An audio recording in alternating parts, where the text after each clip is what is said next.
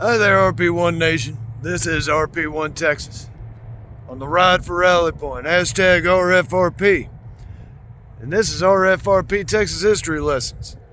Here we have a historical marker for it's outside the old Palestine Cemetery. This one here is for Ellis P. Bean. Peter Ellis Bean, from June 8th of 1783 to October of 1846. Born in Tennessee, Ellis P. Bean came to Texas with Philip Nolan's Mustang hunters in 1800. He was captured by Spanish troops in 1801 and taken to Mexico as a prisoner.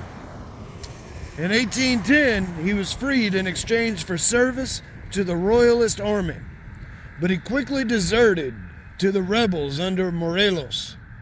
15 years later, Bean returned to the U.S. as a Mexican colonel to seek aid for the rebel cause. He joined Andrew Jackson's army at the Battle of New Orleans, but returned to Mexico within the year. In 1816, he barely escaped the Royalists by leaving his wife to flee to the U.S. He married a Tennessean in 1818, and they moved to Texas in 1823, where Bean served Mexico as an Indian agent. After Texas independence, Bean made his home near this site. He disappeared in 1843 to return to Mexico, dying in the home of his first wife in 1846. And that marker was erected in 1999.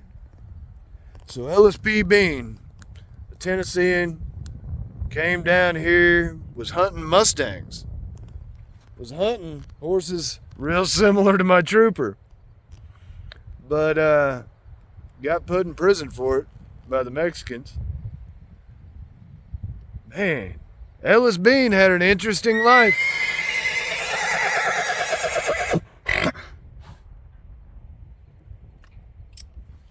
Trooper agrees. Y'all stay tuned. More RFRP Texas history lessons to come. Oh, wait. We have another marker. This video ain't over yet. Come here, Troop. Trooper got to get a bite to eat, you know. We crossed a driveway, so the old Palestine Cemetery. Didn't even see this one around the corner. Henry and Helena, maiden name Dill, married name Berryman, deeded 4 acres of land to this site to trustees of the old Palestine Baptist Church in 1853. 7 years later, Helena, by then a widow, gave an additional 2 acres on which a schoolhouse and community graveyard already were in existence. Many early graves undocumented, but records indicate stones once marked interments that occurred as early as 1861. Among the prisoner settlers among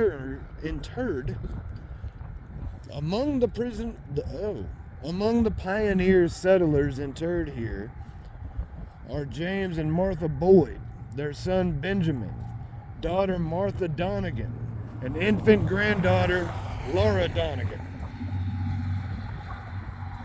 all of whom died in 1862. Enlarged in later years with additional land donations, the cemetery stands as a reminder of the area's pioneer heritage. Wow.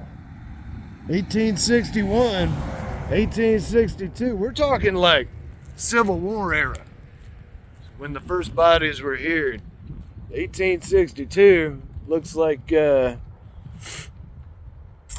James, Martha, their son Benjamin, daughter Martha, and an infant granddaughter all died in that 1862.